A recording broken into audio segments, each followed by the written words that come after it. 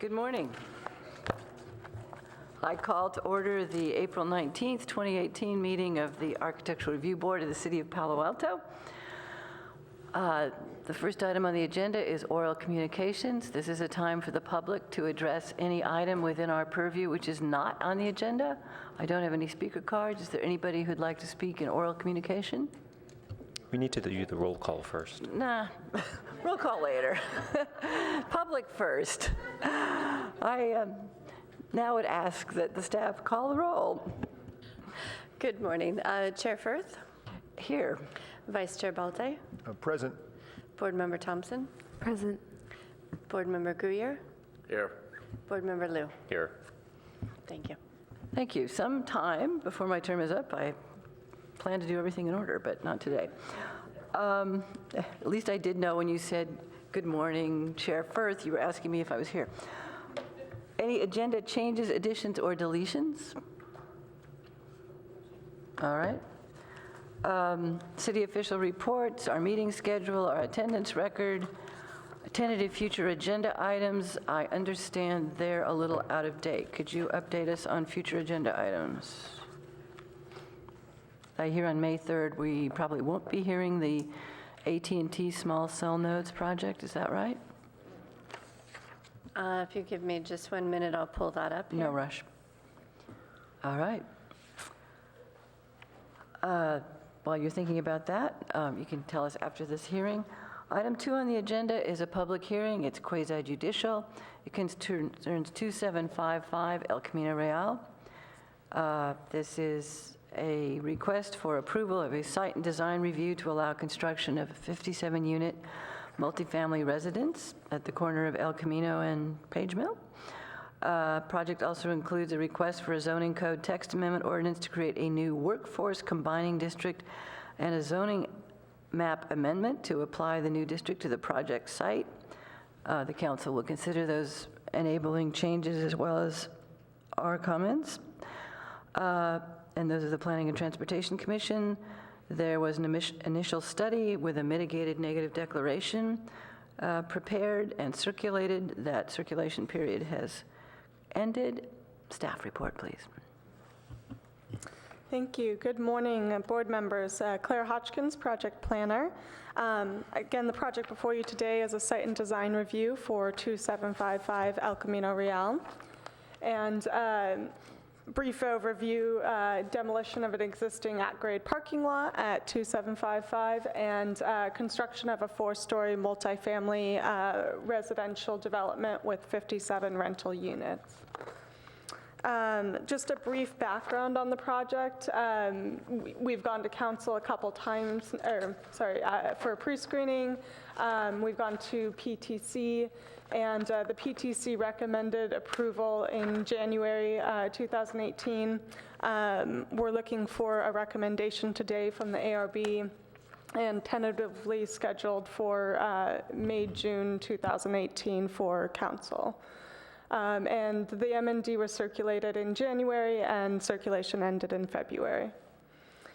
So some of the key project changes addressing ARB comments. I won't go into too much detail on this because I know the applicant is planning to, but some of the requests you guys had were to add a top to the building to provide more detail on the landscaping design. Clarify circulation and the proposed pickup and drop-off area, further refine massing on the building, and by providing some more windows and some more articulation on the building, and clarification and improvements to the ground floor units. And staff feels like all of these changes have been made and improvements have been made to the plans to address these comments. Some same key items for consideration: consistency with the South El Camino and El Camino Real design guidelines, consistency with the context-based design criteria as well as the performance criteria, relationship between the building and the street, and then just overall massing and articulation and circulation on the project. So staff recommends that the ARB take the following actions. Consider the MND and the mitigation monitoring and reporting program, and recommend approval of the site and design application to City Council based on the findings and conditions of approval included in the record of land use action. And with that, I'll turn it back to you. Thank you. Has everybody seen the site? Okay, everybody has seen the site. Does anybody have any conversations they wish to report concerning this project? Okay, no conversations to report. Any questions before we hear from the applicant? Alex? I have one question for staff. This is just about the zoning overlay. Are we going to have a separate opportunity to comment on the proposed zoning overlay for this, like for the housing on public facilities, or is this our only? This is the only opportunity that is part of council's purview and will be for the PTC recommendation for the zoning overlay was for, it's going to be forwarded to council. Okay, thank you. All right, may we hear from the applicant? You have 10 minutes.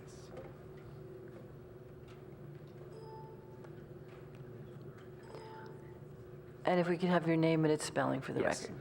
Hi, my name is Todd Speaker, Toddspieker, with Windy Hill Property Ventures. Thank you. Thank you, Claire and staff, for all the work you have put into getting this project to where we are today. And thank you, board members, for giving our project thoughtful consideration and feedback today and the previous two hearings. Windy Hill Property Ventures is a small Palo Alto-based development company. We primarily work in San Mateo and Santa Clara counties with a strong focus on amenity-rich sites close to transit.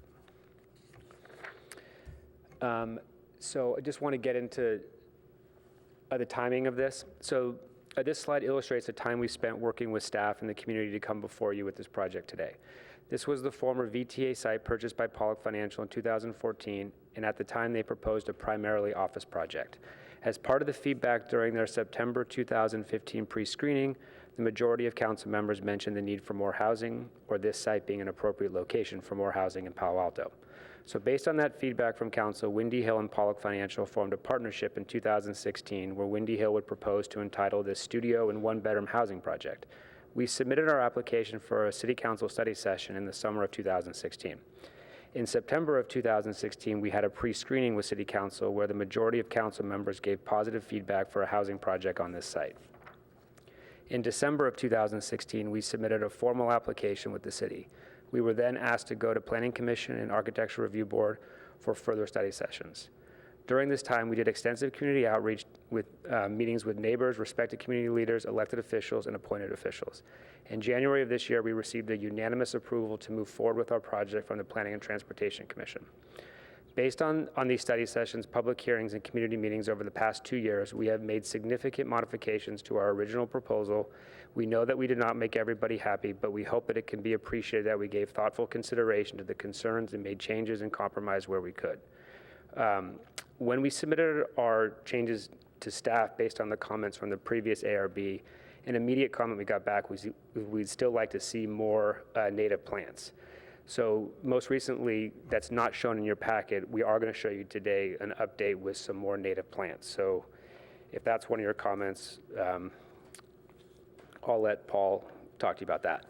So now I'm going to turn it over to Ian Murphy at BDE Architecture and then Paul Lettieri from Gazzardo to talk about the specific changes that were made since the last hearing. Thank you. Thank you, Mr. Speaker. Hi, first off, I'd like to thank staff and the board. Thank you for all your comments previously. We think that what we're presenting today encompasses those comments and really makes the project better. Thank you. Could you give us again your name and spell it for the transcriber? Ian Murphy, IANMURPHY. Thank you. Thank you. Does that work? So I'm just going to skip through to a few slides here.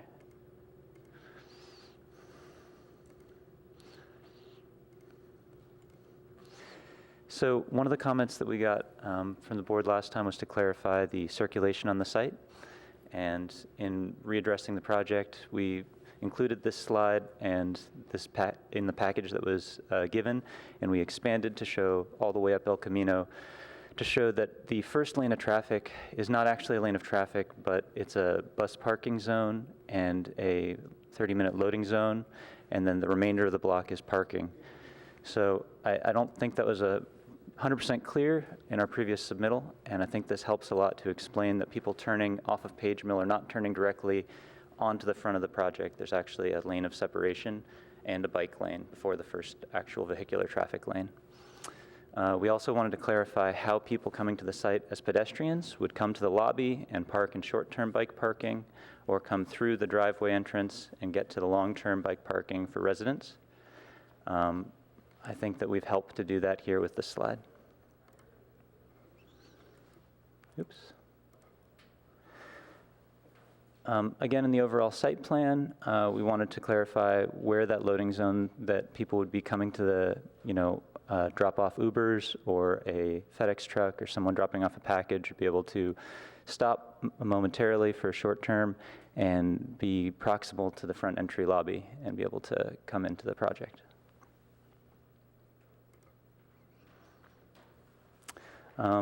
We have a couple of updated landscape plans. I'm going to let Paul speak to that more in a little bit, but we've tried to greatly increase the number of native plants per previous comments on the project, as well as clarify where we'll have some opportunities for vertical planting and vines that will kind of activate some of our frontages and our entry. This is the added slide that Todd was just speaking to, kind of clarifying which planting we believe qualifies as native planting and a couple of exceptions here and there throughout the project. And Paul will come back up and speak to it in a second. This is the overall building plan at the roof deck. We received comments to add shading structures at the roof deck in a couple of different manners. First off, we've added umbrellas to add kind of spot shade to different seating areas, and we've actually incorporated an architectural trellis that wraps around into the roof deck area, providing a more robust and integrated opportunity for shading different seating areas. Another comment we got was to clarify how we plan to visually buffer the ground floor units on Page Mill. And so while the lot line falls away from the building and it's variable in depth, we've actually decided to raise the building 12 inches off the ground further and to have raised planting and to have a raised sill that could be further enhanced by shades that go from the bottom up. And this provides a minimum of a 5-foot height barrier so that the sight line of pedestrians walking by on the street is not looking directly into people's units for the most part, but it still adds a soft edge with landscaping and it's still fairly activated. Here we have a few elevations showing before and after of what we came to ARB previously and how we've changed the architecture to better reflect a top to the building. What we've tried to do is use color and a few more changes of material to define the top, as well as add a functional shade structure that, given the orientation of the building, should help with shading the top floors and provide interesting shadow lines and really hopefully address what the board commented on previously. El Camino, adding further articulation. And then on the back of the building, we've tried to add a lot more interest to the side facing the senior care facility, added windows per comments, and just more articulation and color change and detailing at the top level of the building, even on the back side. Previously not mentioned, the masonry walls on site are between 5'5" or 5'6" and 6'6", and in keeping with the planning standards. So we've decided to remove the proposed wood fence and leave the masonry walls as is, including the tile artwork that was noted to be on the site already.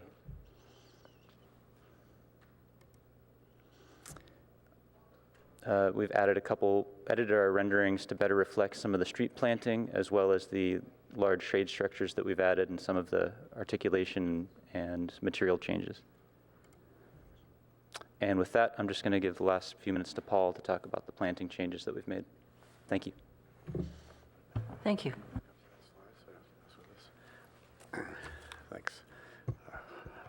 Good morning, Paul Lettieri with the Gazzardo Partnership, Landscape Architects. Nope, that's the one.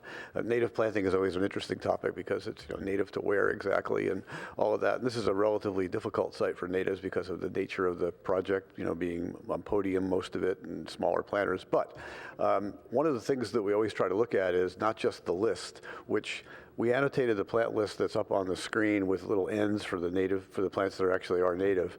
But it's not so much the list of them as how you use them. So we looked at this plan, and the green areas are all the areas where the ground plane is native planting, and the little bits of orange that are up there are the ones that are non-native. This doesn't include the trees. It's interesting, we got some negative feedback on some of the native trees we had in our plans about a year ago that we took out, and we could, in favor of, Japanese maples were suggested instead of the cercis that we had.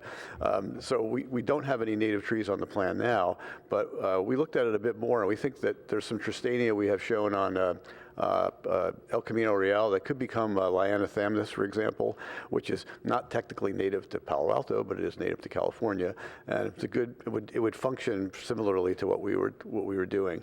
We also have Arctostaphylos on the ground plane now, where there's along the edges.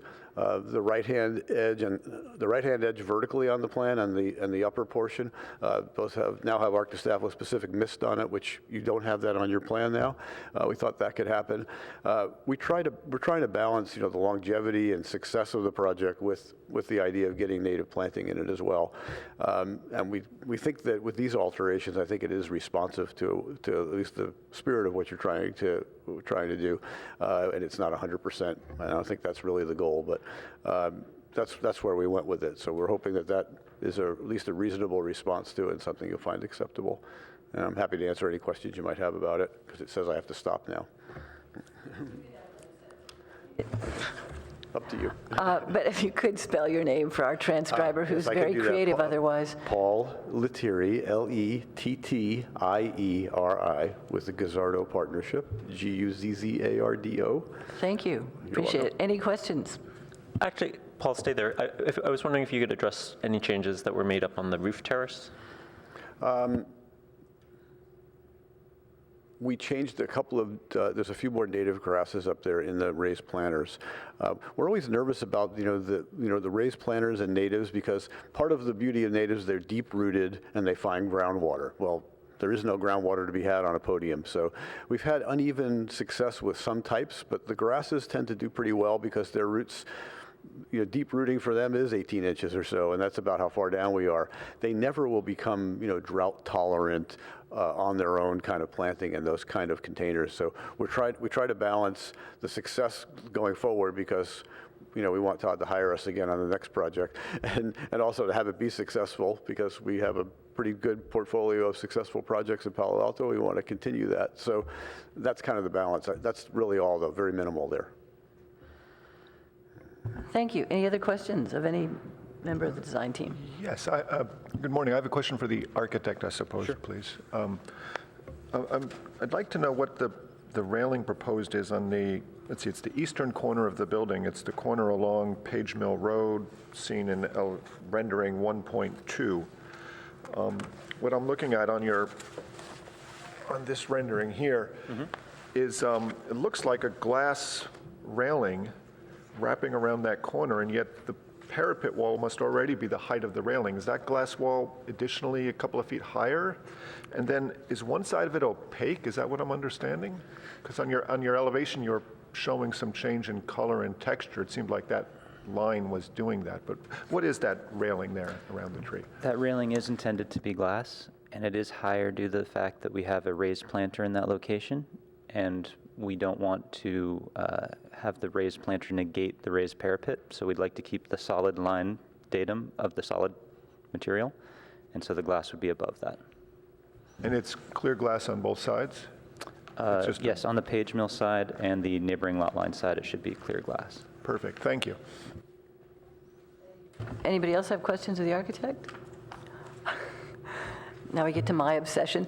Sorry, I have one question. Oh, sorry, Ozma, go ahead. Are the windows, they have a small panel that's operable? Is that right? Or are the windows not operable? All windows into a living space or a bedroom will have an operable panel. And it's the small one in there's sort of 3 panels that you have.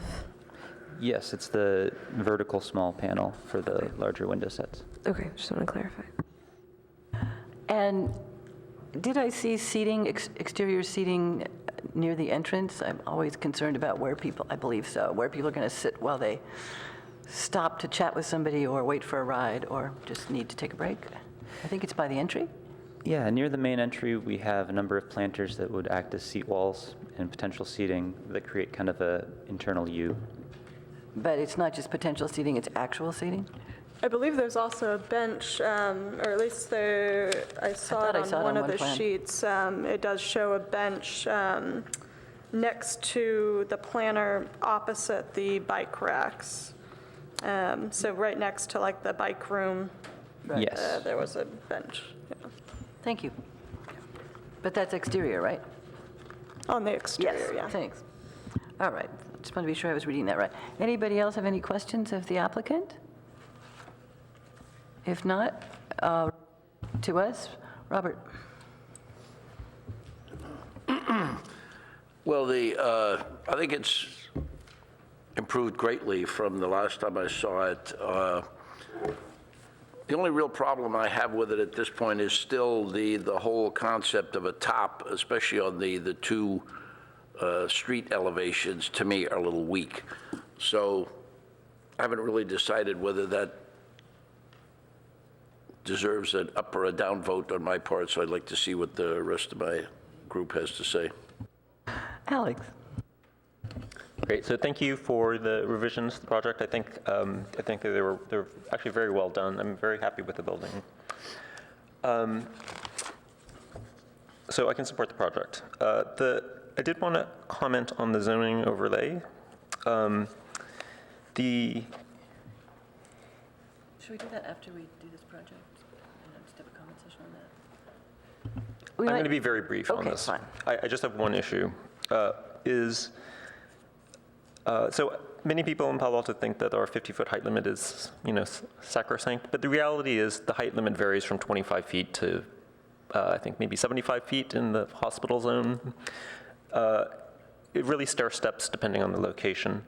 And knowing that the council is thinking about housing projects downtown, and the council also wants retail, my recommendation would be to consider a higher height limit of, say, maybe 55 feet for projects that have 4 floors of residential and retail. So the thing that I think San Francisco learned is that if you have a 50-foot height limit, when the developers try to squeeze in a retail floor and 4 floors of residential, that you get undesirable retail space. They don't give the height limit. It's not everywhere. It's only particular sites. They don't give you the extra height if you're building office. It's really only that configuration of housing and retail. So I think that they should consider that since they're thinking about it in the downtown district. On the roof terrace on the building, I think it's in the right location because it breaks up the long facade on Page Mill. I have to say, though, I think the better view opportunity is facing El Camino and facing the hills to the west. But I think where you have it is sort of the best location for considering your neighbors and the long facade. Thank you for I think we got some revised landscaping comments by email at like 4:30 in the morning. I didn't look at them. My comments before that, though, were that you have too many native plants. And I just want to give you an example. I know I don't want to go in circles, but I want to give you an example. I went to tour the new children's hospital at Stanford, and they have a big podium garden. And in the middle, right in the middle, there's a huge mound of hummingbird plants. There are only like 3 species. There's a native, like a Salvia clevelandii, which is native to California. There's a Salvia leucantha, which is really more of a Mexican plant, and rosemary, which is a Mediterranean plant. But those are all 3 plants that the hummingbirds love, and they provide nectar at different times of the year. And I think the danger is if we go to 100% native plants, is that really you're going to get a very narrow bloom period in, like right now, April, and then it's not going to look so great all summer long. And so for me, the finding that we have is to use as many indigenous plants as possible. I mean, I think that's the finding word. I think the actual word that the native plant people use is endemic, yeah. And that does mean, and the definition of the native plant is pre-European contact in California. So we're talking about going back to Indians. And I think most people, reasonable people, think that's, we don't think that this can be very difficult to achieve. And then I think, as Paul mentioned, the planters are difficult, especially rooftop planters. So my take on it is that as you have it now, I think it's definitely provable. I would be interested in, I guess, seeing a wider mix of plants on the page mill planters at grade. You basically have a lot of Muhlenbergia, a lot of it, on two levels, at grade and on the raised planter, and some mimulus. And I would like to add more. Encourage you to try to add a little bit more color, and they can be non-native, and they can be plants that are long blooming. There's some hybrid salvias now that basically bloom like almost all year long, like 9 months of the year, and they're wildlife desirable as well. Okay, and I have a couple comments for staff. I think on page 21, there's something that's, there's a word that says time, and I think you mean type. On page 25 of I think it's on the comp plan findings. Let's see. Do you have, okay. 25. On which section? On finding 4, I would add that there's a bicycle lane being added on Page Mill, right? It's not a whole lane, but there's like between the traffic lanes and the right turn lane. I think it was the county wanted that. Okay. Okay, great. Sorry. Yeah, the last sentence of the first paragraph under finding 4, I added that. Okay, excellent. And then on finding number 5 on landscape, I would add that all of the native grasses in there provide a design linkage to the grasses at the Mayfield playing fields across the street.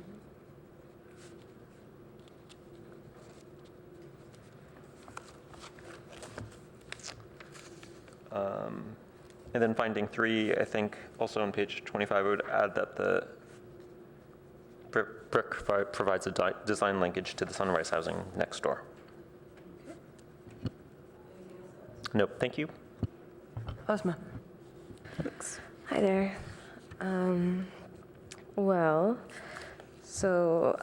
Apologize for not being here last time to review this project.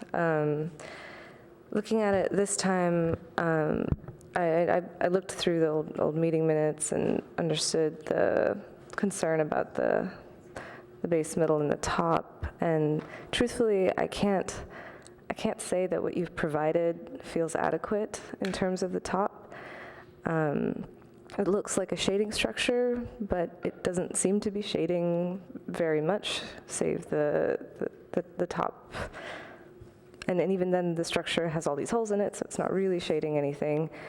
And in all the elevations that you provided, we were supposed to argue for a context, based design, and in the elevations showing the context, it just doesn't seem, there's some things that work, but in particular, the upper half of the project does not. In that sense, also going back to shading, you have a southeast and a southwest facade that has basically no shading and glass, and I think adding that element would not only help your project thermally, it would add to your sustainability initiatives. I think it would also add aesthetically to the project. And I think it also might actually inform your top a little bit more, that I think it could develop what currently doesn't seem to aesthetically convey to me that this is an adequate top to the building. So that's kind of my thought on that. And another item in the findings is to have a lively corner, as this is a really important corner for El Camino. In the renderings, it seems like it could also use more work. So that's another point that seems to be lacking in your design. Perhaps it's something different on the ground floor, but the corner is very important. Operable windows.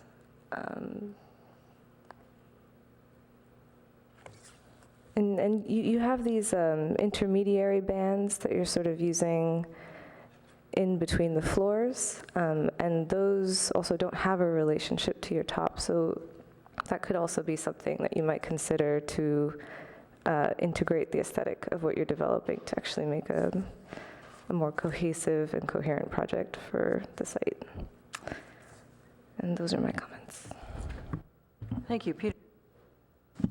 Good morning, and thank you very much for all the improvements you've made. I do think the building has gotten better as it's gone through this process.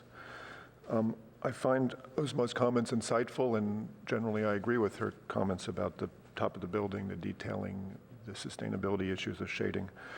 I find myself in agreement with Alex's comment about the landscaping. It seems to me to be well advised to, I know the staff pushes you hard sometimes for native landscaping, but sometimes it would work better to make sure that the roof deck works first, even if that means perhaps plants that are post-European colonization. Mostly I find myself in agreement with Robert. I'm just really on the fence on this. It's the building's coming there, but unfortunately for me, too many pieces just don't quite come together to make the necessary findings. As well, as a groundbreaking building for a higher density housing, the bar is invariably higher, requiring an exemplary design. I just don't see this as that kind of great design, and we're asking for a lot here. The parts are here, they're moving in the right direction, but this is just not a finished design, in my opinion. I'm going to leave it at that for now and see what Wynn has to say. Thank you. Thank you. I support the project as it's presented. I actually like the way it engages the corner. I think about it a lot in terms of pedestrians and other people going by. I think about, is the street just to the north Grant? It's one of the Civil War streets. Is it Sherman, Grant? Say that one more time. The street just up El Camino. Sherman. It's Sherman. So that provides a good pedestrian connection to a very lively area. I mean, you could walk that way if you're willing to. I don't know if anybody shops at grocery stores anymore, but you could walk that way and do it, or ride your bike. I think this is a very good location. For me, it's not so much that it's transit-oriented as that it's near California Avenue and a lot of employment centers. I think this is a really good location for this use, and I'm very happy to see the project. I like the way you addressed the challenge of first floor units on a very busy street. I went out with a tape measure and measured 2.5 feet up from the sidewalk in front of my house and 9 feet back. And I think this works. I went and looked at my street is not as busy, but I think that you've solved that. You've addressed that problem in a way that I think works, and that's a problem we've seen in a lot of proposed development along these major streets with ground floor residential. So I like that we did there. I appreciate that you've thought through how this building works, how people get in and out, how their visitors get in and out, how deliveries get in and out. I think that's a lot better. On the plant selection, we're dealing with a relatively new standard, and it says feasible, and it says local, and it says habitat. As somebody who firmly hates Baccharis pilaris at this point, after many unhappy experiences with it in my garden, and very happy experiences with other plants, I'm sympathetic to the notion that, first of all, you have to have a plant that's going to work where you're going to put it. And the second thing I want to know is that, butterflies and bees and birds and probably even squirrels are going to find this adding to the livable habitat in this area. So those are probably the things I look at most. And even before you made your changes, you had a high percentage of indigenous plants in your plan, and I made a note that I thought that was commendable. So I think when staff pushes you, they are reflecting comments we've made and that we stand by, but thoughtful use of plants that will advance the agenda of using plants that are suited to this area, that have historically been in this area, or are modern variants on those, lots of cultivars out there, and that provide a sense that you're in California, you're on the peninsula, and that it's not just humans who live here, are admirable. And I agree that if you need a bit more flexibility to have things that actually work, you should have it. And there is that feasibility project in there. I've been working with people trying to build housing for 50 years, or studying, preparatory to doing that. And there's always something wrong with every housing project. It's in the wrong place, or it's in the wrong, there's always something wrong. They're never perfect. And you're not required to make me happy. You're required to give me a project good enough to let me make the findings that we're required to make, and I can make those findings. I do have some comments for staff about the 100-plus condition record of land use approval. Some of them are clerical, and I'll just give you those. In the form of a marked-up document, old habits die slowly.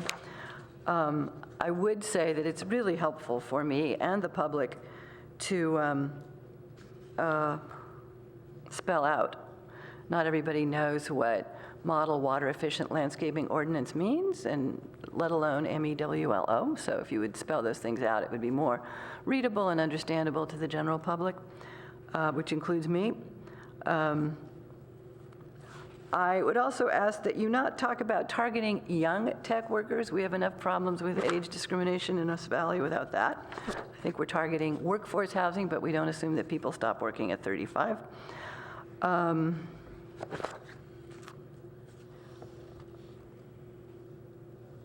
condition number 7, package page 27, I don't quite understand. You're going to, this is about the enforcement of workforce housing restrictions and local preference, which, by the way, thank you for proposing that. I think it's very helpful to us, where often we build housing that simply becomes a commodity somebody purchases and doesn't occupy, or becomes short-term corporate housing. It says the applicant shall monitor and report on these requirements as agreed upon annually for no less than 5 years. Then it says after 3 years of successful monitoring. I would like to know, I think that you could clarify that. I presume you mean 5. Condition number 8, you talk about reducing motor vehicle trips to the site by a minimum of 35%, but you don't specify the baseline. So that doesn't have any meaning unless you give us a baseline. What is the baseline? ITE estimates? Yeah, the baseline It's is in the from hexagon the report. transportation impact analysis, and it's, let me think. Yeah, So we'll just we'll put that provide in, clarification please. on that. Condition number 13 on the next page. Parking, this is about guest parking, and it says parking shall be unbundled. I'm not quite sure how that relates to this. As outlined in the TDM program, lift parking shall be designed to accommodate at least 2 guest spaces. That's not really about guest parking, which I think is addressed somewhere else, I hope. My question was, with the unbundled parking, what can the project proponent owner do with parking that isn't rented by tenants? What are their permitted uses of that excess parking? Yeah. We haven't talked about that too much, to be honest, what the excess parking. As of right now, it's understood that it would not be rented out in any way to other uses. But the whole purpose of unbundled parking is just to discourage people from having It's any. to put a price on parking. Exactly. To hopefully discourage people from owning a If the car at applicant all. could comment? I realize it's an extremely high-class problem to have too much parking, but So it's the idea for someone who wants to rent the unit and doesn't want to pay for a parking spot. So we're encouraging people to not have a car. But then there are, as has been mentioned, when we were originally at 45 parking stalls and now we're significantly higher, that if someone were to rent a unit, a husband and a wife, a couple, 2 roommates, that they could buy 2 parking spaces. So that's you could float it around within the project. You could float it around, but only within the project. It's not like the neighbors can start renting projects. Thank you. Or renting spots. Okay. Thank you.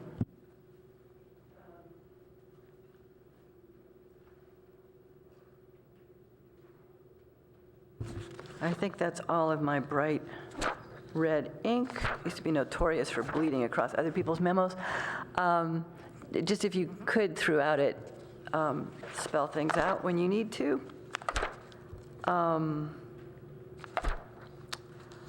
Let's see what my notes are here. Anyway, though I don't think you're required to make us happy, this project does make me happy. It is quite lovely after we spend a great deal of time approving additional office space or residential projects that people are valiantly trying to shoehorn into much more difficult spaces. I think you have a good project now. Does anybody want to make a motion?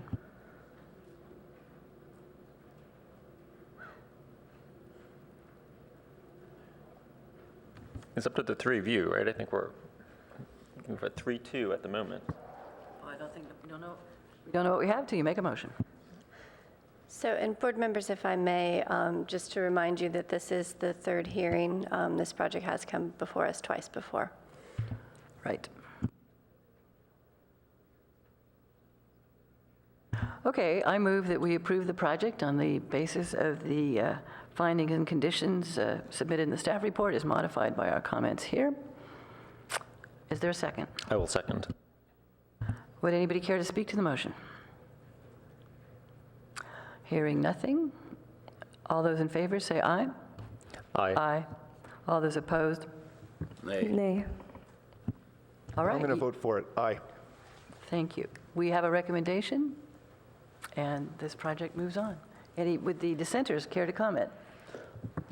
I think. I'd like to speak to it. Obviously, I changed the thing here.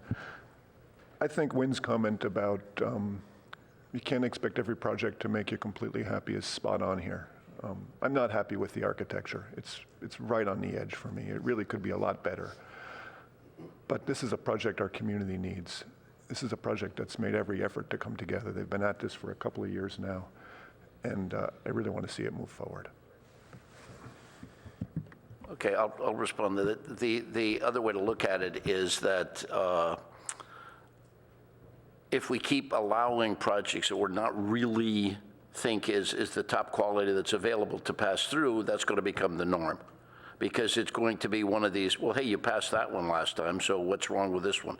And I think we have to put our foot down somewhere and either say we want high-quality architecture, and it's not like we pulled this out of our you-know-what this time around that said we don't like the top. We were very clear the last time as to that's what we don't like about the building, and they really didn't, they put a sunscreen on there, especially on the 2 sides, and to me, that's not answering the question.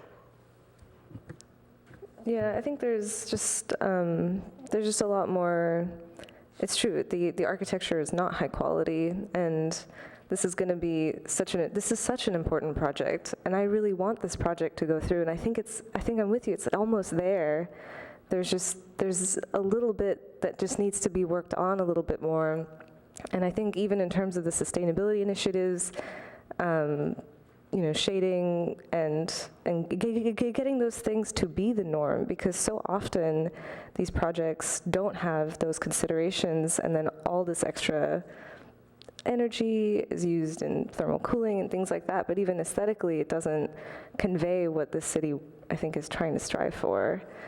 So I don't know. I think it's so close. I think if we could have tried to come to something where, I don't know, we could see it just again. I don't know. And just one other item also, the whole thing about the top, this new building is in between two other buildings that have a top. So it is doable. So this is going to become sort of that's how not to do it, and that's the one that I can remember coming on the board here for the first time, and the big discussion was the building at, what was it, 400 Alma, or whatever the number is. 800? Is it 800? I'm not sure. The one, and let's face it, there were not a whole lot of cheers about how magnificent the architecture of that one was either. So, I don't want this to be another one going, the first project of this type that we're doing, really, it should be the cream of the crop. That you could say, this is what we're looking for as a quality level. Okay, well, you have heard, do you want to speak to your vote, Alex? I got a comment from a member of the public about why did I vote for something, and I said, well, our tradition is that you speak if you are on the short end of the stick, but I think you've heard our comments. We want tops on buildings. We're concerned about building frontages that reflect the fact that they're in different orientation to the sun, and that we want them to work well. But by a 3-2 vote, we think this one meets our standards. Thank you. So we'll take a... Thank you. Yes. Anything else you want from us? No, just thank you. We'll take a 5-minute break. We set up for the next one.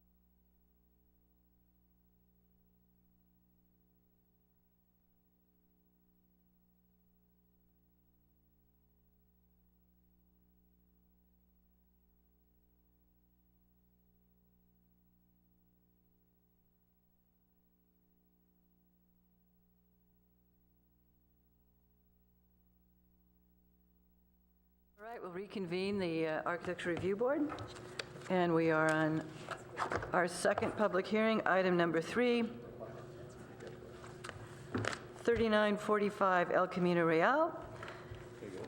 This is a request for approval of a major architectural review to allow an exterior remodel of an existing 2-story hotel building known as the Comfort Inn at 3945 El Camino Real. It is exempt from the California CEQA guidelines as a renovation of an existing facility. The project planner is Philip Brennan. Could we have the staff report? Oh, first of all, does anybody have any conversations to report? And has everybody visited the site? Okay, we've all visited the site. Thank you. Well, I had staff email me a larger scale plan of the second floor. Right. For what it's worth. Thank you.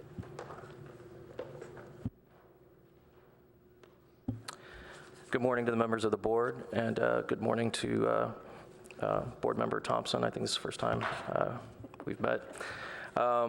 This application, again, is for a comprehensive exterior remodel of an existing 2-story hotel.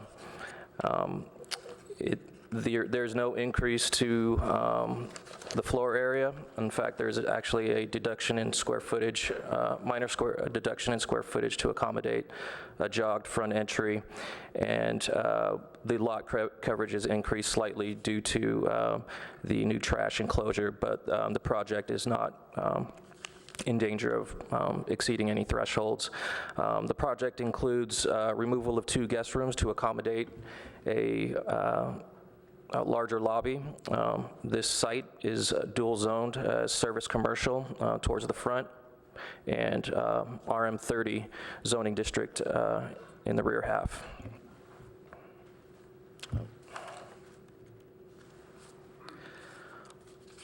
Little project overview, excuse me. Just to add some extra context to the subject site, if we start clockwise from the bottom left, the glass slipper abuts the property on the left-hand side. Marilee Terrace Apartments, Marilee Terrace Apartments are located in the rear half on the left-hand side. We have the Palo Alto Children's Community Center and Ventura Community Center abutting the rear portion of the lot, and Keys Middle School campus on the right-hand side. A little more visual perspective, we have the subject site in the middle, the glass slipper to its left, another hotel, and Keys Middle School to the right of the subject site on the right. Again, this is primarily a exterior remodel that includes a redesigned shed-style roof, replacing hipped roof forms on the lobby and stairwell towers. There is a proposed new outdoor patio seating area to serve as a guest amenity, a new covered trash enclosure that meets the current level of service at the hotel, a complete repaving and restriping of the parking lot, and new interior and perimeter landscaping. This overview provides sort of the layout of the stairwells and roof forms. The X'd-out stair tower is to be removed and replaced by a uncovered stairwell identified in the green circle. The highlighted roof forms on the lower picture call out the shed-style roofs, and the arrows identifying the direction of the slope of the roof downward.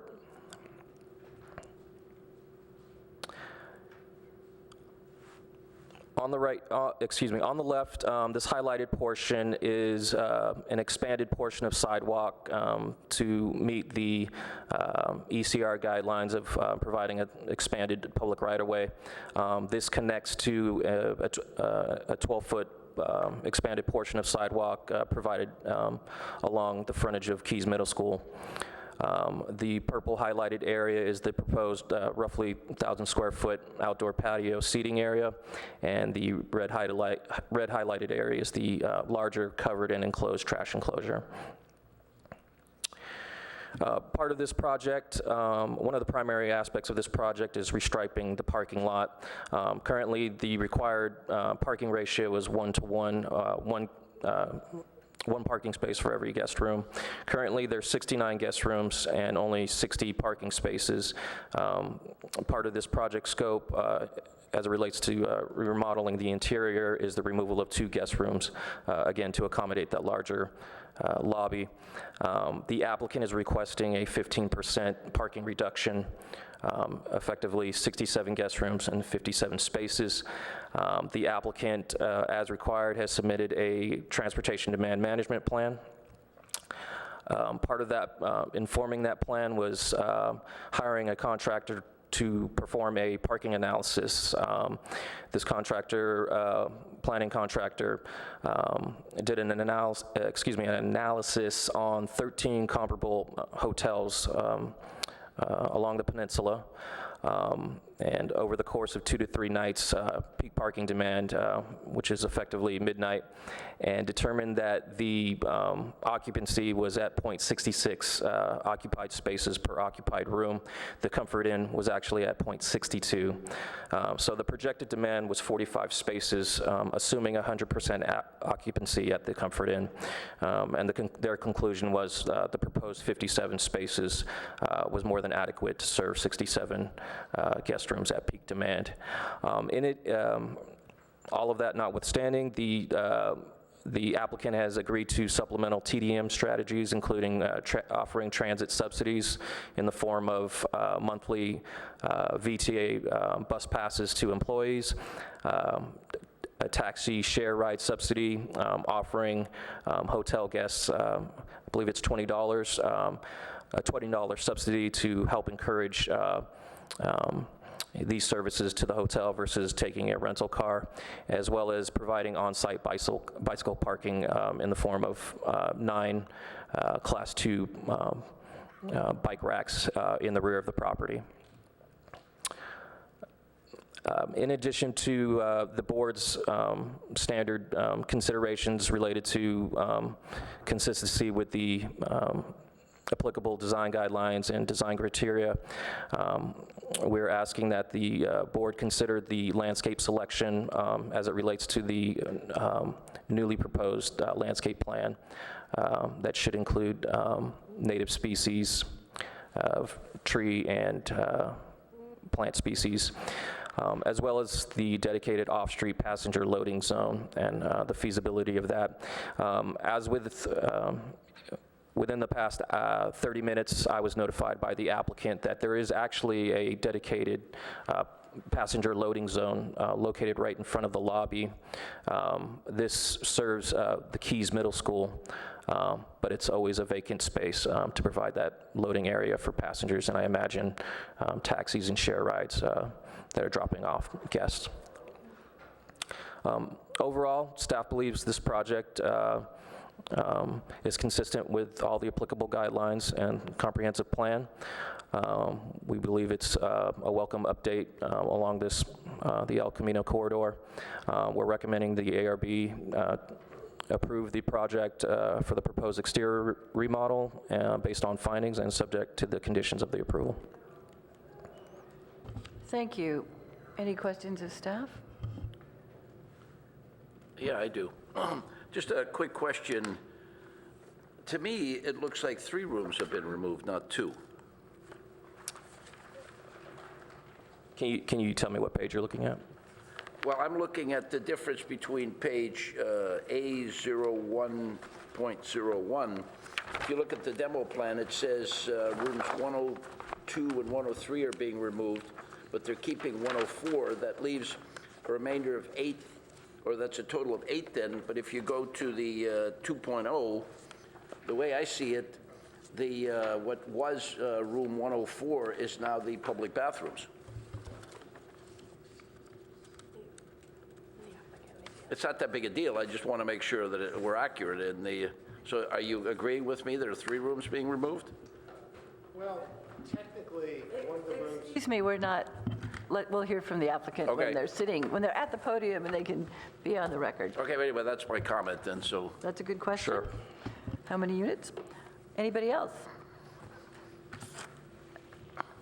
Okay. Anybody else? Any? Then if we could hear from the applicant, and somebody remind me to ask to hear from the public this time. There was no public requesting comment at the last hearing. Good morning, members of the board. My name is Sean Alexander. I'm with Axis GFA Architects. And Mr. Sean, Alexander, S-H-A-W-N, thank you. and Alexander, which like Alexander Lou spells his name. See, I have a presentation to show you. So we've worked very closely with staff. I'm not quite sure, how do I just click on it? And oh.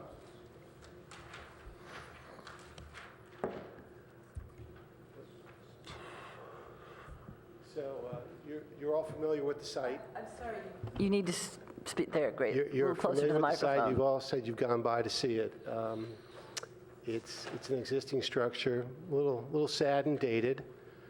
Needs a refresh. It's the owner's goal here to be a responsible community member, and to try to have a hotel that's competitive in today's current marketplace. Some of the goals here are to not only refresh the look of the project, but also to create some amenity spaces for their guests. So that's the outdoor patio space that we're creating, and an enlarged lobby space, so you can actually accommodate some of the needs that guests have that they're not able to provide currently. So this is a rendering of what we believe the project will look like when completed. Basically, our approach was not only to create a more, we think, contemporary and appropriate look to the building, but also to use the trash enclosure as a way of helping to hide the parking. Right? The project doesn't have great visibility from the street, and combining both the wall of the trash enclosure and the redo of the two-story building creates kind of a harmonious composition between the two elements of setting up a gateway to the parking area. The other challenge that we had to deal with, when you go to the site, you'll see that the entry to the lobby actually is off of the parking drive aisle, which is pretty unsafe, right? People walk out the door, and you have to be pretty aware of whether or not a car is coming in or out of the project. What we did was we created the new entrance that comes in off the sidewalk that allows people to, have a real entry experience from the sidewalk into the lobby.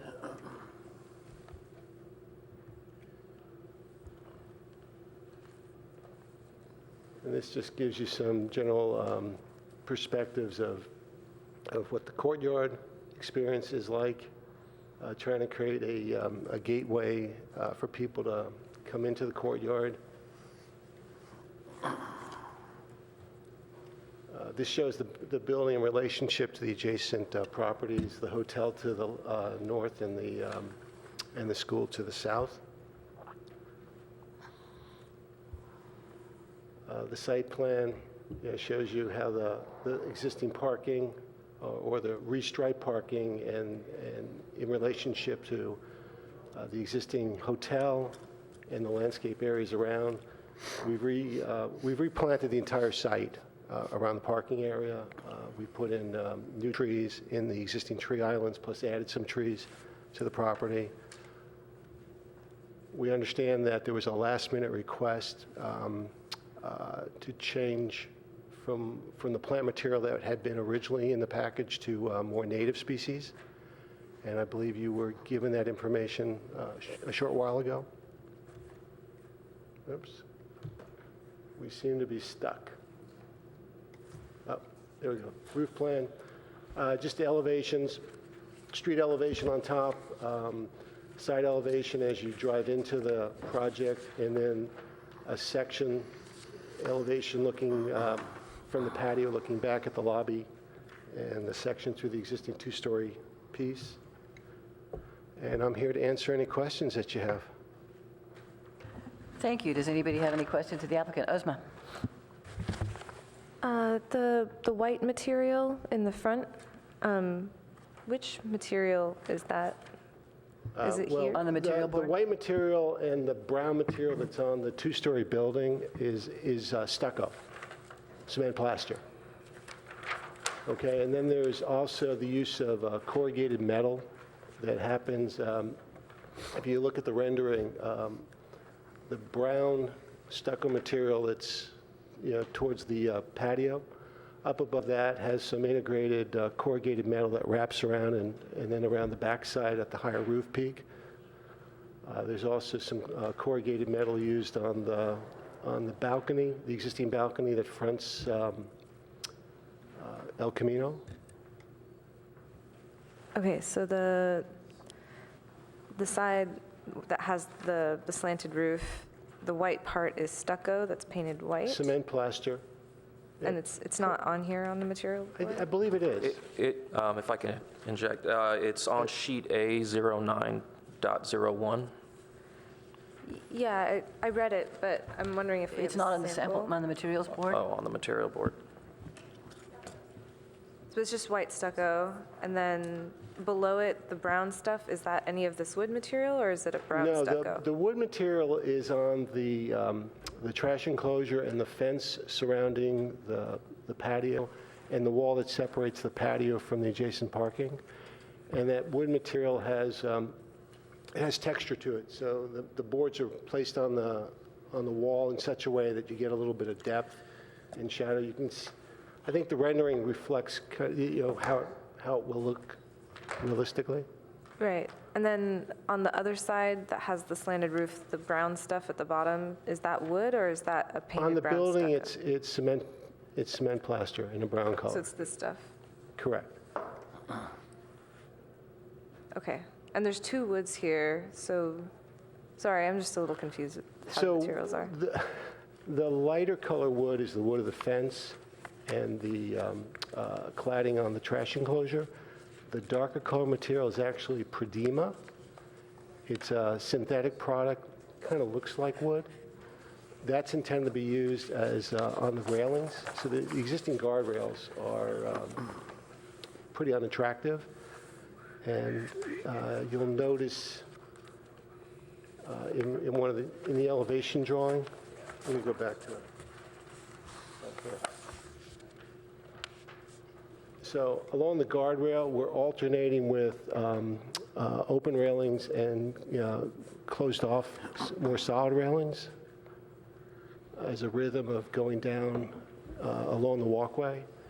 The solid panel on those railings is the Prodema material, which is that darker brown color. Okay, and sorry, what was the alternate material? The one that's not Prodema, the one that it's alternating with? The other wood material? No, sorry, in your drawing you have the Prodema railing and then you have another railing that's a different material? Oh, it's just a painted metal railing. A painted metal railing, okay. That was like that's like the face too, it's just like a metal. It's not solid. Oh, it's just a railing, okay.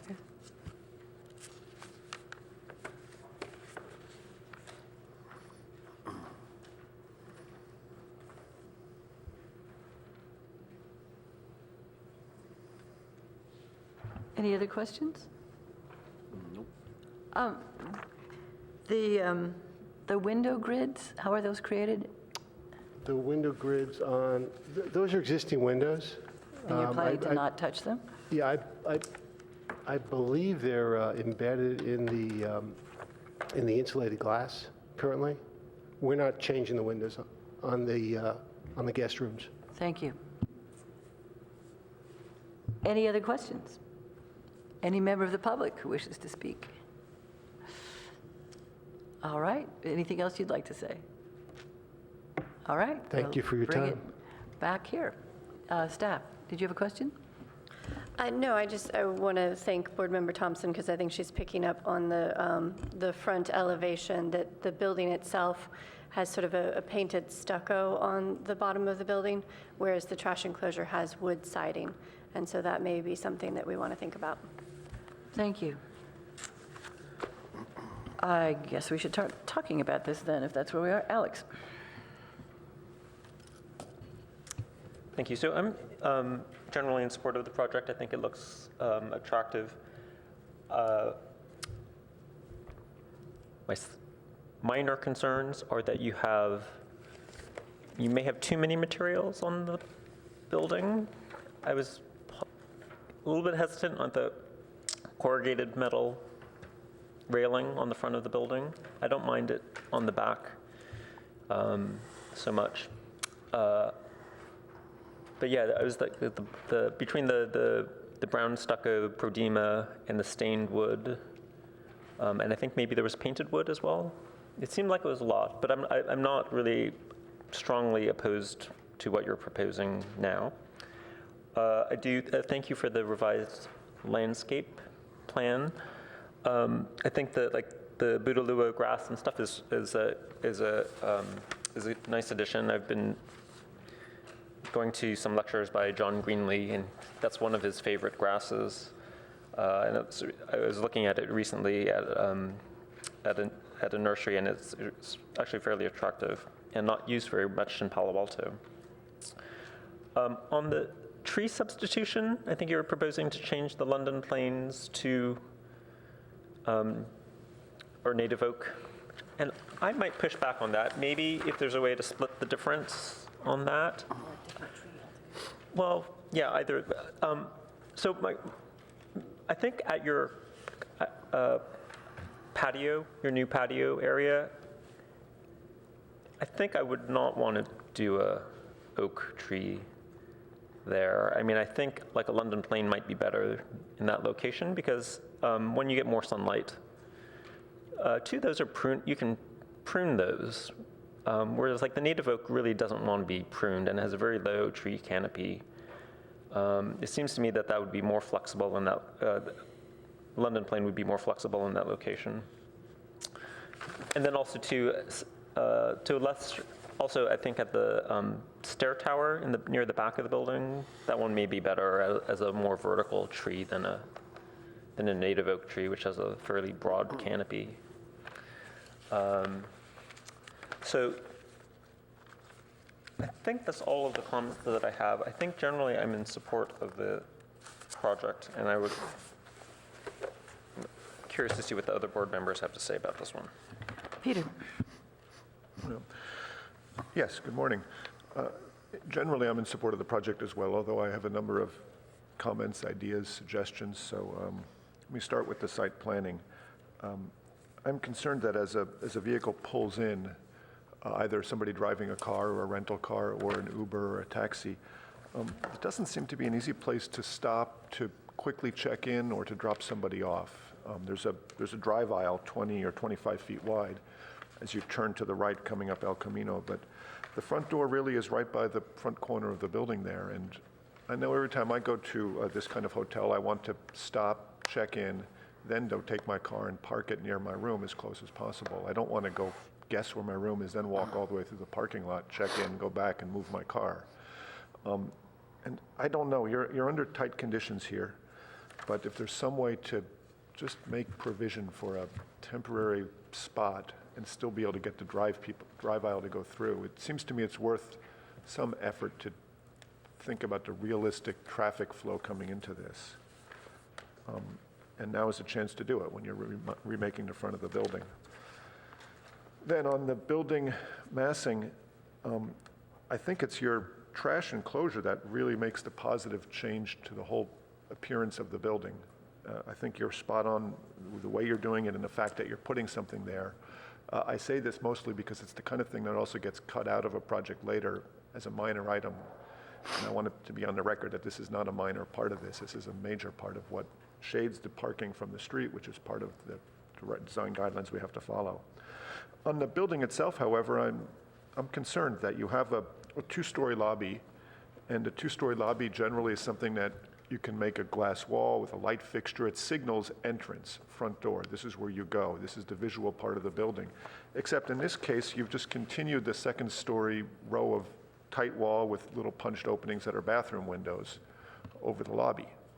And it seems to me it's a lost opportunity to create something stronger on the corner, a piece of corner glass, two-story element, something like that.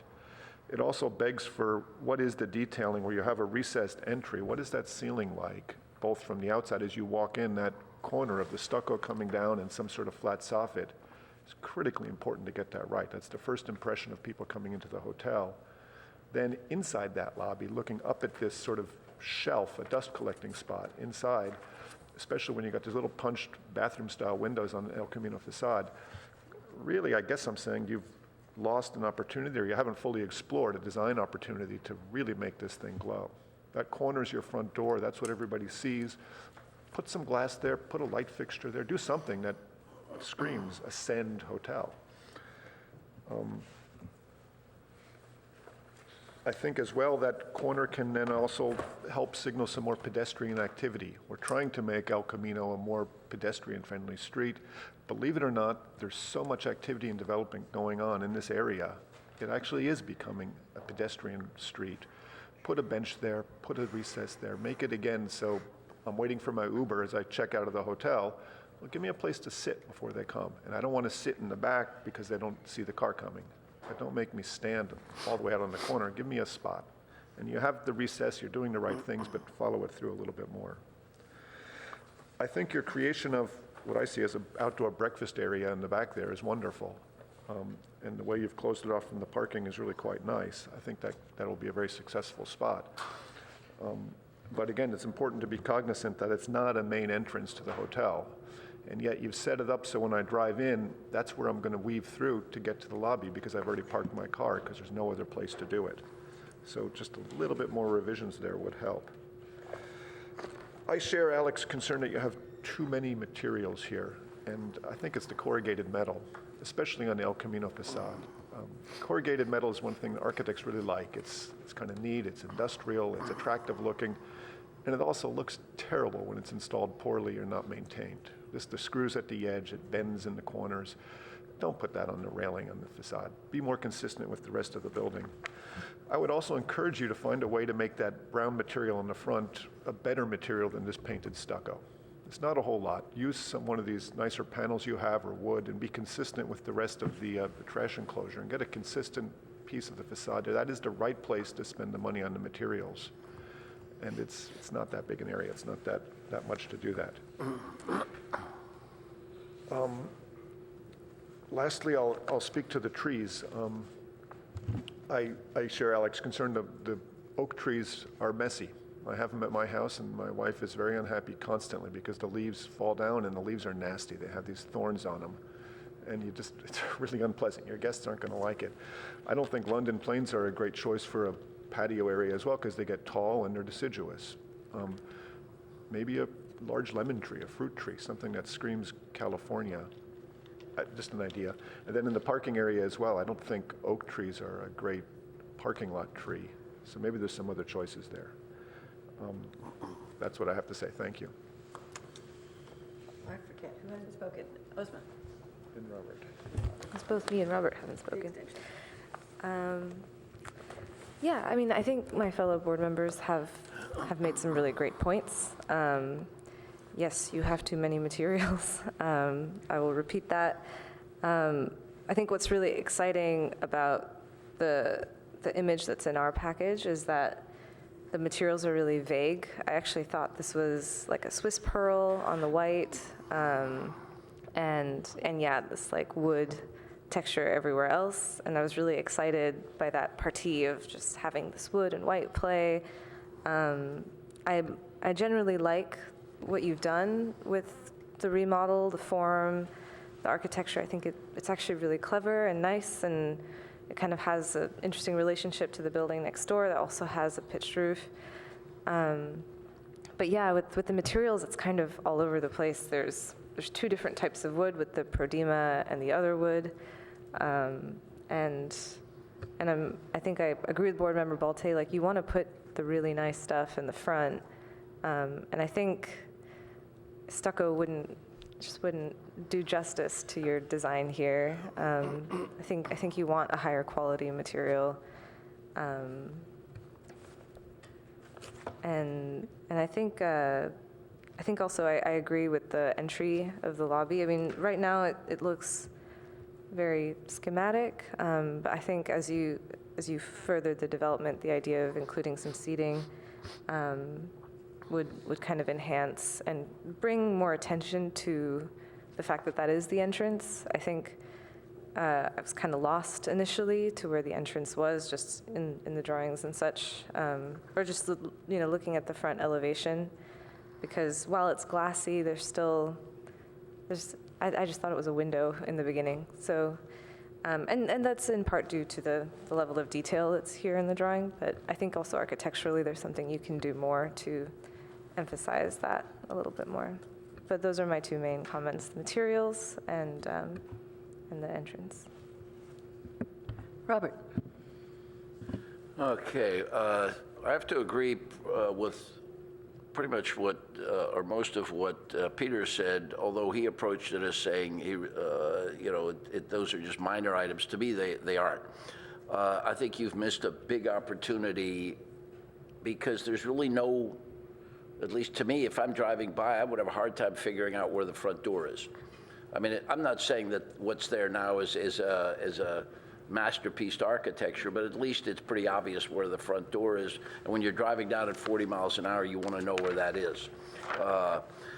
Here, you've enlarged the lobby by probably twice, if not more, and yet you've dropped from a set of double doors to a single 3.0 door, and the corner and a little, looks to be 4.5 foot wide walkway, and it just doesn't seem to work. I agree that the amenity of having the patio area in the back is great, but this is also the type of accommodation that I think is dealing more to the weary business traveler that wants to park in, come in there, get some good service, go to his room, and then the next morning leave type of thing. I think a lot of it is going to be that way, and I think there ought to be more concern to the whole process of, as Peter was saying, pulling your car up there.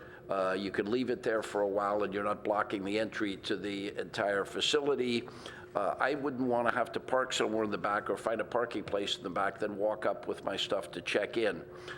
So I think it's. I know we usually don't get into the function of it, but I think in this particular case, it has a lot to do with the exterior design based on what that function is.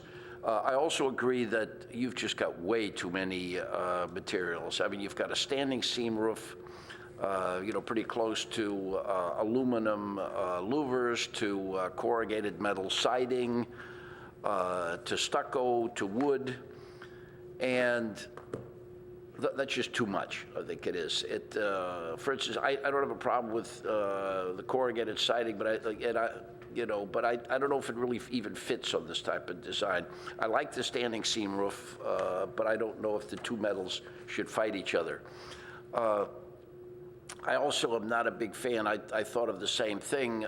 In the current design, the small windows are sort of hidden, but here, those, as Peter calls them, those bathroom windows really aren't helping because you want to sort of, I'm guessing the thought is you want to uplift the quality or the perceived quality of the whole facility. And I don't know if, this almost looks like, if you walk on the backside of the average two-story motel, this is what the backside of it looks like with the small little windows, not the first thing you see when you drive up.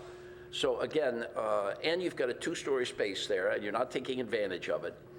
So it's one of these things that I think the potential's there, but not, it needs to be fine-tuned. I'm not, by far, I'm probably the least sophisticated landscape architect or whatever proponent here, but I definitely agree that oak is not your best solution for this. I think, it's the type of thing, maybe if there were 3 or 4 full-grown, mature oak trees that are already there and that sort of thing, then maybe. But at this point, there've got to be other selections that I think you'd be much happier with. I think that's it. Thank you, and thank you for the presentation. We have these concerns about context, and this has got to be one of the more eccentric contexts in Palo Alto, tucked between the storybook glass slipper, which I remember Well, when first I thought it was the glass slipper that was, Yes, that was coming when I in. saw it, Yes, it's like, big oh, trauma, no, no. historic building. It was here when I first came to Stanford a long time ago. And the very functional Keys School on the other side. There are many things I like about your proposal. I like the widened sidewalk, which will be a big improvement. I like your idea of having this up-to-code functional trash enclosure, which is a good screening device.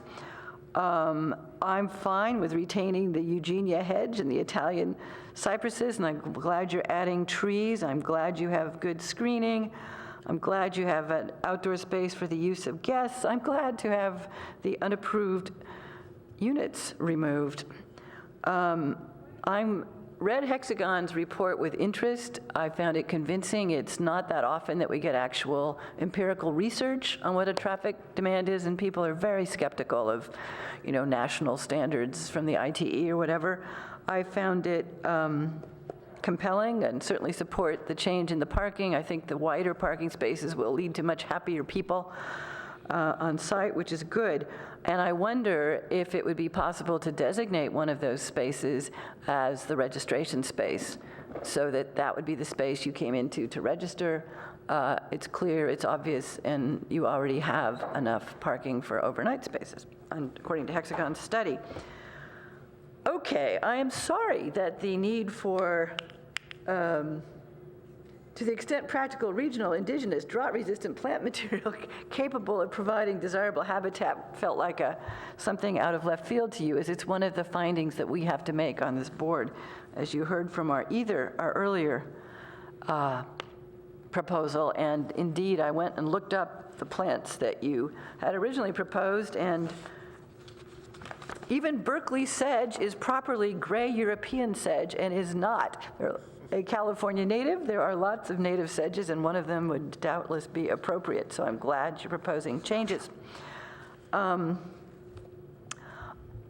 think that the principal problem I have with your design is that this is a fairly high-speed road, and by the nature of your business, many people are coming here for the first time. Now, it's true that people use GPS systems and so on and so forth, but when you get down to which building am I stopping at, you need strong visual cues, and I don't think that we have that here. I agree with my colleagues that having a two-story lobby at that corner there, which could be a strong design feature, and then hiding it is not a good idea. It doesn't make the building, it doesn't let the building work to announce itself, and that's one of the things that's within our jurisdiction. I mean, generally, if you prefer a particular thing, we like to be able to support you, but I don't think the building identifies its entrance appropriately here. I also tend to agree with the assessment that there's too much going on, and the result is not a strong presence, too many materials, too many things happening.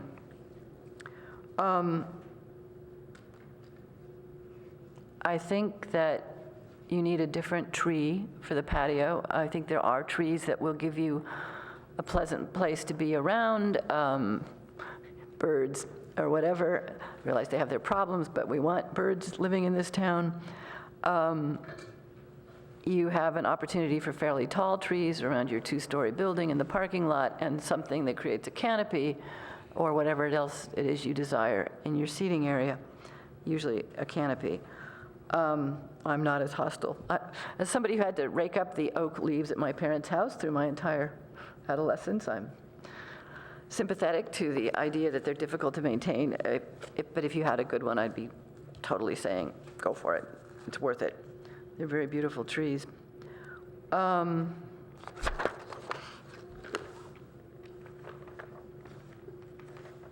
You do need seating for somebody to wait for their Uber or Lyft or whatever, rideshare. And that also can be used by somebody who needs to sit briefly while walking up and down that sidewalk, which is going to have and does have a fair amount of pedestrian access. So, would somebody like to propose a way to proceed?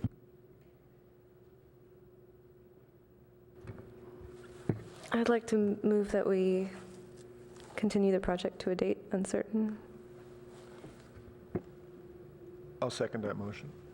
Okay. So why don't I attempt to summarize what I heard? And staff have a comment? So I'm just wondering if we may want to continue to a date certain. If you have one. We could go to the June 7th hearing, if the applicant is able to turn around plans in a couple of weeks. Pretty much up to you. If you, usually it's a matter of, can you get the changes made? Absolutely, we can get the changes Okay. made. Okay, I think if this is going to be useful, we need to be quite specific about what we're looking for. And so what I have in my notes is reduce the number of materials, improve the quality of the materials on the front facade, show the two-story lobby from the street in some way that makes this a stronger, more eye-catching presence as one drives along, and probably a pleasure to pass by as well. Add somewhere for people to sit while they're waiting for their ride share. If it's possible, add a designated registering loading space, that's passenger debarking, whatever space, in the interior of the site. Now, did we ever specify how many units there are proposed? Yeah. That should be clarified. Just for clarity, it is 67 units. 67 units. Guest rooms is what will be there. No, so just to clarify, the existing conditions are there's 69 guest rooms. There's a office space that's located next to the guest room, and it's identified on the site plan. Thank you. And the landscaping, appreciate your quick turnaround, but more suitable functional landscaping that meets the city's required findings in finding number 5 be included. Anything else? I'd like to see, as Peter and I talked about, was the whole idea of a place where someone who's registering can actually park, Right. go in and register, and then... Right. Correct. Okay. My understanding is you want us to create a designated drop-off area on the site. So okay. Yeah. basically take out some parking that would be available for guests. Whatever For works. overnight parking, but Right. use that for limited redesign use. the lobby a little bit, so it becomes a little fatter and a little... Yeah, when I was summarizing that earlier, what I was thinking about was that according to Hexagon, they're still going to have a surplus, Right. too much parking. And so they could afford to designate one of those spaces as a registration space. Thank you, yes. But to be clear, what Robert and I at least are talking about is not necessarily just another parking spot with a sign that says registration, but rather something right up near the front where you stop. Yeah, I'm talking just about, temporarily. pulling up right by the front door, getting out, and yet you're not preventing, you're not closing off the whole property by doing so. And with the way it is right now, you're pretty much doing that. We're happy to work with staff. Fine. And other departments Yeah, within the. Right. I'm within sure they'll Palo all have Alto about input. And I don't know if the accessible, spaces that are accessible to people with handicaps have to be right adjacent, if there can be a registration space closer, but I look forward to hearing. If I could add one last thing, which is to please provide sufficient architectural detail, especially for the front entry corner, however you do it, that we can comfortably understand what you're up to. It's not provided here, and it's a constant sticking point that just give us a good architectural section. It doesn't have to be technically detailed, waterproofing and stuff, but show us what your intention is. Soffits, eaves, how it all works together. Happy to do that for you. Because Thank you. even the sketch here is better than what we had, or more detailed than what we had in the packet. We sort of got this white area that is glass and doors and main entry, and it really didn't say anything. So I had to sit there, sort of sketch in my assumption of what I thought it was supposed to look like. Yeah, it's intended to be all frameless glass. Okay, It's so difficult is to that sufficient explain clarity that, for staff, do you think? three-dimensionally.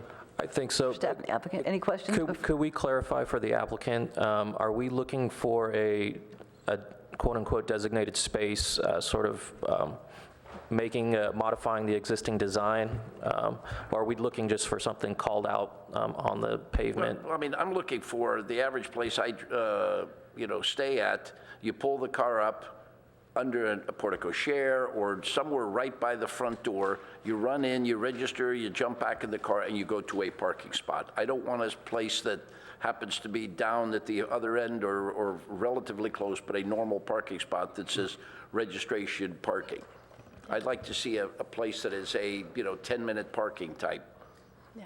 So I think in this particular case, we're dealing with an existing building, so the constraints are a little bit more, but we'll certainly look into that. Yeah, that was my question for staff, is because when I looked at the project, I was thinking that it was a minor project, but I think you're listing it as a major project.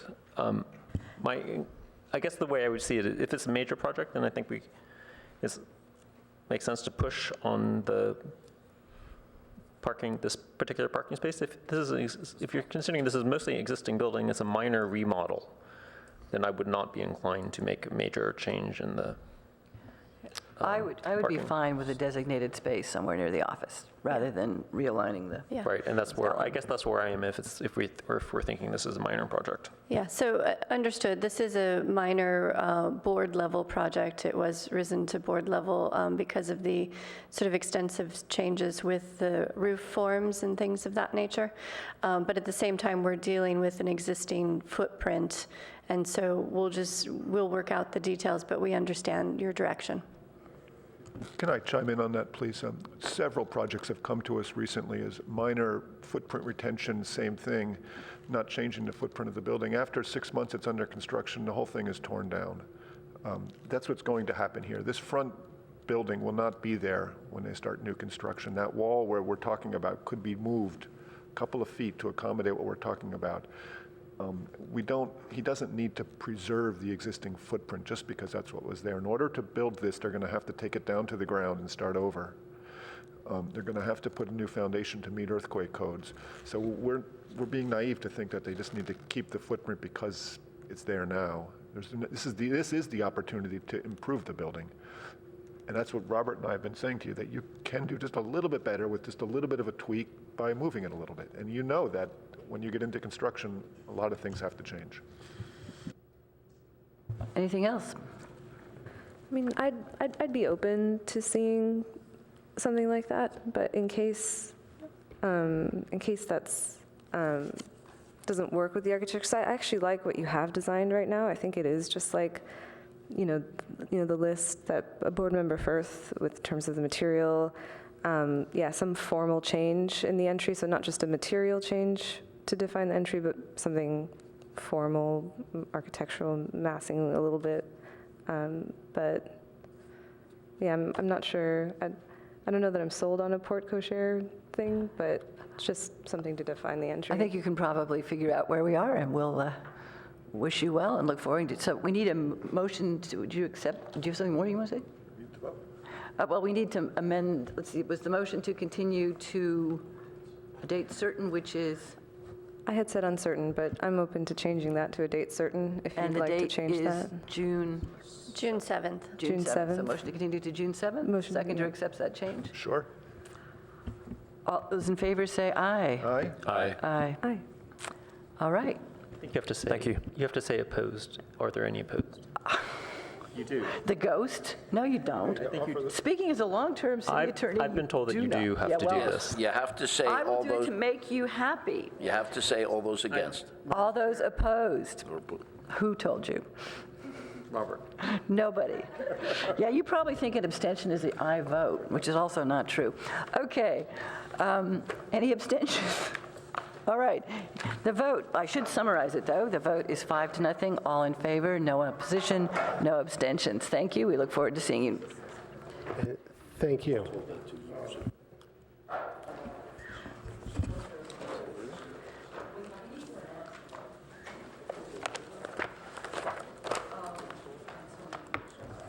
Okay. On the approval of minutes, how are we doing on the approval of minutes? Alex, you were unable to read one of them? I was going to abstain. I downloaded them, but somehow I wasn't able to actually open the files, but I will try doing that again. So if we're going to vote on it today, I'll abstain. All three of them? Yes. Well, unless staff has an urgent need for them, I would suggest we continue that. Move to continue approval of minutes. Is there a second? Second? All those in favor? Aye. Aye. All those opposed? It passes 5-0. Do we have any subcommittee items? All right, board members, questions, comments, or announcements. First of all, there is a historic preservation conference. One of the sponsors is the HRB. It's going to be right here in Palo Alto, May 17th through 20th, if anybody has an opportunity to attend. I'm sure it will be great. Secondly, at the request of staff and the city council, I have appointed Alex Liu to the committee that will, is it a committee? That will study the Ventura area plan. You tell us, Alex. What's it formally called? Well, I think everybody knows it as the Fry's The Fry's site. And some of us old-timers remember it as Maximart. Okay, which should be a very interesting community project, and we'll ask him to report to us regularly and put it on the agenda to do so. Alex and I attended the State of the City address last night in the upper floor of the JCC on the 4th floor with a spectacular view of Mount Hamilton and the Western Hills and a glass railing, what do you call it, wall. That is a building that often gets a lot of criticism for the way it presents on the street, but from the interior looking out, works very well. It's a good community space. Staff has asked that we find a time to sort of have a mini study session on what's the top of a building supposed to look like, dealing with our frustration with designs on El Camino.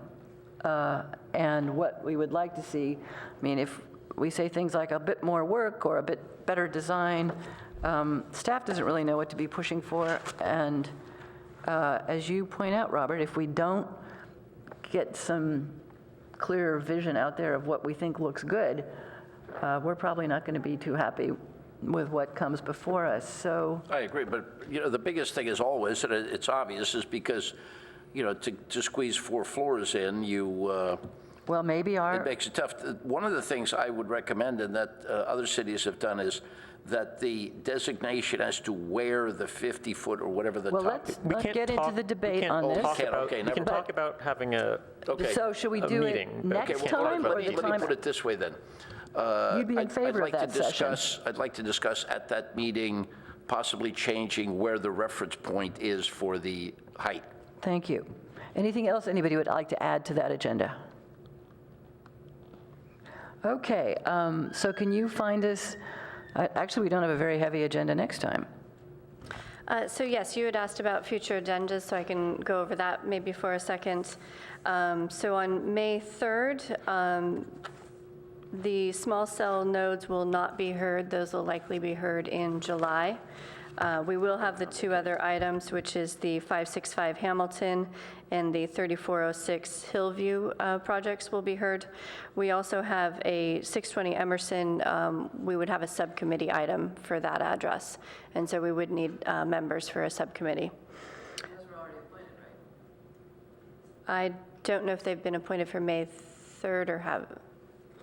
So we, 620 Emerson. The annex to Nobu Restaurant. Right, it's board member Lou and myself. Okay. So Lou and Firth for that subcommittee. Sorry that I'm not better at numbers.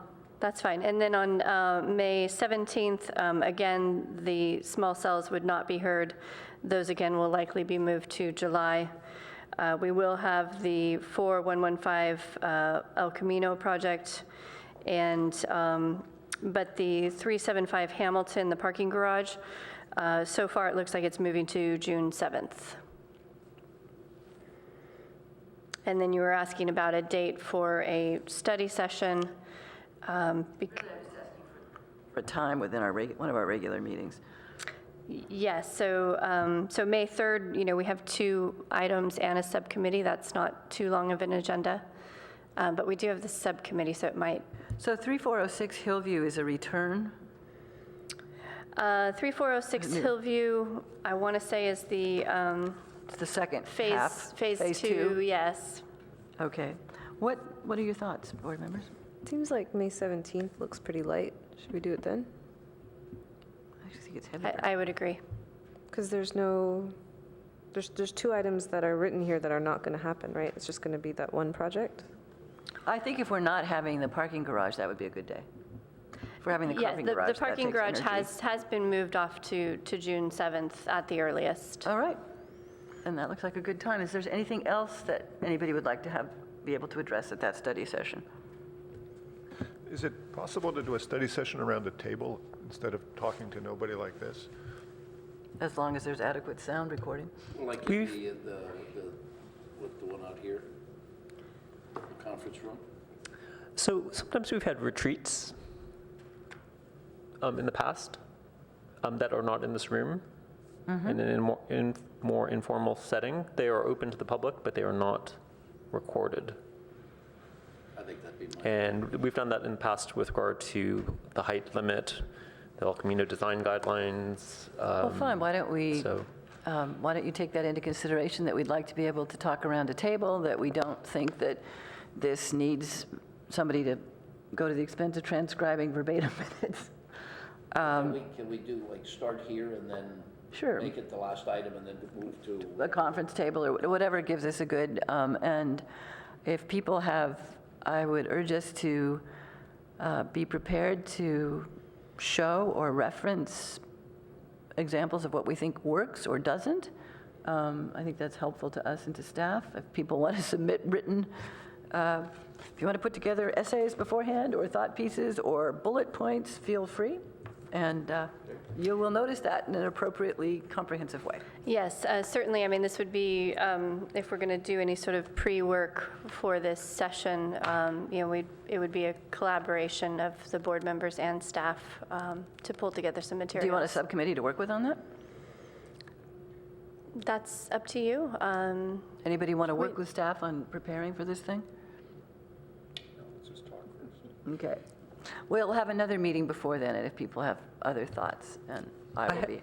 I would just say, I will give you, Jody, I will send you some photos of like mixed-use housing projects in Berkeley that all have tops of different types and different sorts and stuff. So All right, just as a starting point. great. Yeah, that'd be great. So by the time we come back for our next meeting, we'll have a proposed agenda item text, and you can tell us if it works. Okay. Well, many thanks. Anything else? Then we are adjourned.